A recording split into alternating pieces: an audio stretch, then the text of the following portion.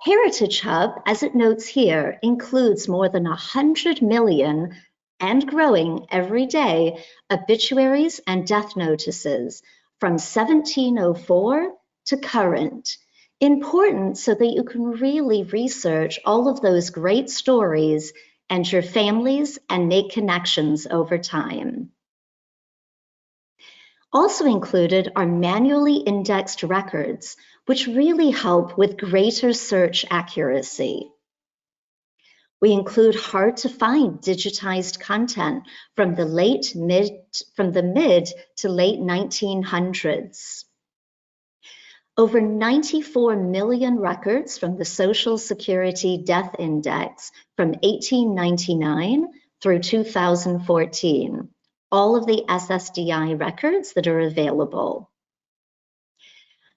Heritage Hub also includes information from more than 6,000, really 6,700 sources with comprehensive coverage from all 50 US states and territories. Important as you research the stories, your connections, your patrons, ancestors will be all over the country as we've moved around over the years and continue to migrate across the United States. So a very broad, deep database of information for you to bring your historical and current stories and really to research your lineage and get to that information. So with that, now that you have a good understanding of the depth and breadth of content that is included in Heritage Hub, I will go ahead and introduce Meredith, who will walk you through best practices and tips on really how to navigate and get to this fabulous content. Meredith, over to you. Okay, thank you, Sarah. Good day, everyone. Thank you for joining us. My name's Meredith. I'll be walking us through the rich content included in this resource. Let me start by sharing my screen here with you. Okay, so here we are to start. We're just going to take a couple minutes and have a look around the main landing page. From there, we're going to move on to conducting a search, during which time I'm going to share some tips on how to get to relevant results. And with that, let's get started. So we're going to start right here on the main landing page. Most of you also have America's News or Access World News through NewsBank. If so, you'll see this interface was built exactly like those resources. Same interface, same editorial method. And as you'll see in a little bit later, the most powerful piece in this collection really is the relationships. So when you think of a family tree, it's not just the base of the tree, but it's also the leaves. So they're family members, whether it's a spouse or siblings or grandchildren, and other people that are related to the individual that you're searching on. So here at the top right to start, we have an A to Z source list. I'm going to click on this. And you can see it lists out all the total sources. We have well over 6,000 sources included in here, going back as far back as 1704. So we have sources and content covering all 50 states. And you can filter this content in a variety of ways. You can just enter a source name here. You also have drop-down menus here, including by date. So if I click on here, we can see some of the earliest sources dating all the way back to the early 1700s. So again, obituaries, death notices going back in some cases hundreds of years, and also new records that are being added daily, so the content goes right up to current day. I'm going to click here on the icon so we can go back to that main landing page. So below the A to Z source list, you can see we have the search fields. Some are required, some are optional, some are recommended. My suggestion to you is to start broader, and then you can narrow your search down as need be. So let's conduct a search on an individual here. I'm going to enter a name. And in this case, I am going to include a keyword. I'm going to include the state. A keyword can be a state, it could be a city, it could be a high school, a place of work, a spouse. Really, you can enter anything in this field, but in this case, I'm going to enter the state Illinois. and then I'm just going to click search.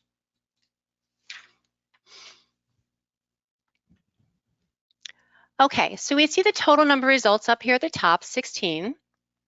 Not overwhelming. Let's just take a minute and say you're helping a patron who calls into the library, needs some help with the genealogy search, you're kind of busy, you don't have a whole lot of time.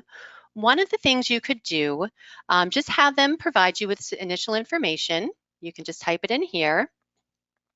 As you get to this results page, you can click on this checkbox, and all 16 of those results, you can just click on email and email them back onto the patron so they can continue their research from there.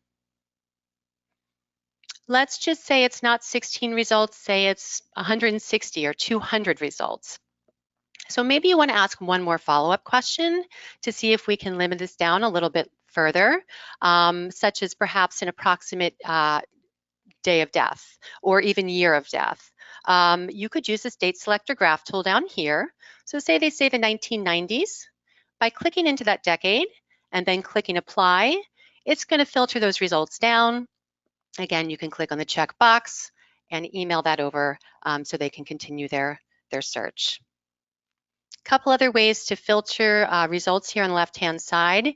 You can also put in a date range. You can filter by source name, and you can also filter by source location. But so here we can see we have a full text result on this individual, and then here we also have the full obituary with an image included. So I'm going to click on here and pull up the obituary. There we go. Excuse me. Okay, so you can use the plus or minus buttons if you want to zoom in or zoom it out. I'm just going to zoom it out a little bit so we can see more of this obituary. And as you can see, we can see a whole lot of information about Mr. Croft. We can see his life, his work, where he was born, when and how he died. We see a lot of family members down here, a lot of the associations that he was involved with. You can even see all of the date of funeral service, burial location, the funeral home, a lot of information on this individual. And then up here at the top, we have the icons, so some different functions across the top. So if, say, you want to just search within this page on a keyword, you can use the search icon here. To the right of that, we have information. That would bring up the information on the publication. If you want to email this obituary, you can go ahead and use the email function here. Or say you want to clip it and then email it. You can click on the scissors, then click on Select Clip to download or print. And then you can just drag it over the area that you want to clip. And you can see you have the options to print it, to download it to a PDF, or to save it to Google Drive. And then also you can print and download from here. To the right, you can copy the link and just send that in an email. And then you also here, we have a Save to My folder. So I recommend you set this up one time, just put a little bit of information, your first name, your last name. You have to pick a password and also enter your email address. And what that's going to do, any articles that you want to save, if you click Save in My folder, they'll remain in there indefinitely. Until you physically go in and delete them out, they'll be saved in your folder here. So scrolling back down, as I mentioned a little bit earlier, the important piece in this collection really is the relationship information, and that's found here on the right. So not only do we have when he was born, when he died, the age at which he died, but below that you can see all of these different relationships, people that are associated with this individual. Parents, spouse, children. This has a lot of relationships here, grandchildren, siblings, all of these relationships that are associated with Mr. Croft. So that said, say you have someone who wants to kind of continue filling in their family tree and go a little bit further back. So let's do another search on another individual in this family. But before we do that, just want to scroll back up here and move this There we go. Okay. So if you want to just go from one obituary to the next, we had a total of 16. I just want to point out you can go forward and look at the next obituary. You can go backwards and look at the previous obituary here. You can also go back to that full set of results by clicking back to results. I'm going to go above that where it says new search, and I'm going to click on new search and it'll clear those fields and we can conduct our new search.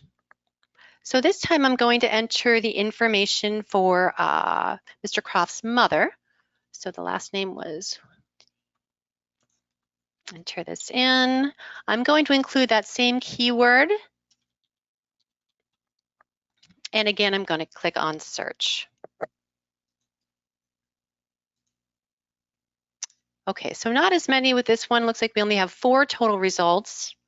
But we can see these are all image editions of papers, from papers of articles published, almost 100 years ago. She passed in 1928.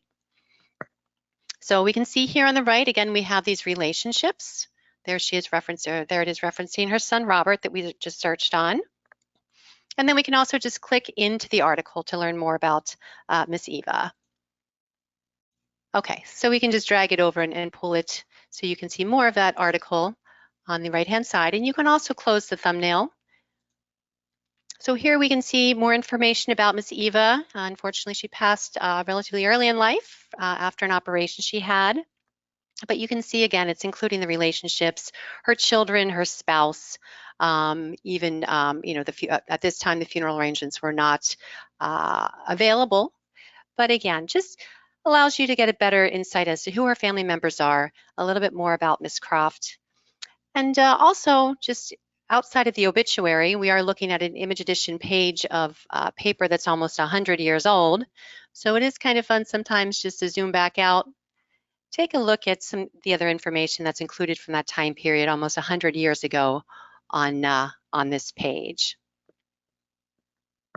So overall, it's pretty straightforward with the searching capability and how to navigate all of the information and the content. A couple tips I'll share here. You want to keep in mind colonial English variant spellings. For example, maybe adding an E to the end of a word or a name, such as in like the last names Brown or Clark. And also sometimes I and Y were interchanged. So just keep in mind some of those variant spellings. And then as we also scroll to the bottom of the interface, you'll see we have a help function here. So let me open this up. This includes some other search tips. So as you can see, a lot of topics are covered here, from working with your search results, navigating articles and image content. We have 29 pages of assistance here for you. So maybe even just mention this to your subject librarians, that there is a help section right here in the interface for some additional assistance. Thank you so much, everybody, for your time today, and have a wonderful rest of your day.